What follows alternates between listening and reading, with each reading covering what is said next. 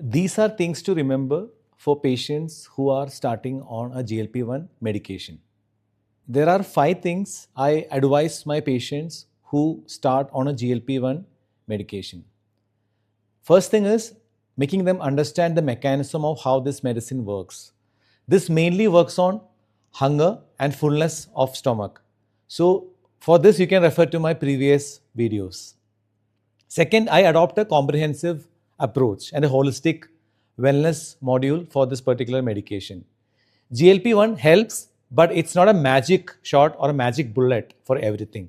You need your diet and exercise for keeping your weight and diabetes under control. The third thing which I tell to my patients is, let's start low and go slow. A lot of patients get into larger side effects when they want to rush into this medication. So they want to start on a larger dose, a higher dose, etc. And when this happens, they may get into bad things. And the fourth part I want to tell is about hydration and nutrition intake. If you are eating less, you need to also look at your hydration, which is how much water you drink, what are the other electrolytes you drink.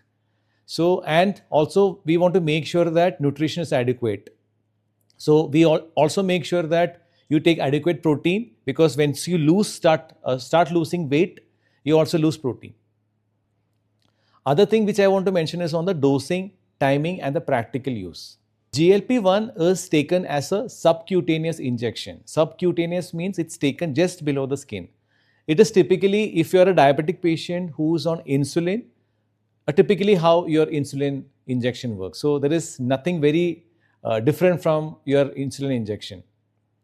So the injection goes below your skin into the fat, because the medicine is better absorbed from your fat. It is not into the muscle, not into your vein. Most people use stomach for injections because it's convenient, and other sites of injection are your thigh or sometimes your arm. There is no best spot. It depends on how you perceive these spots, and it's up to you which position is convenient.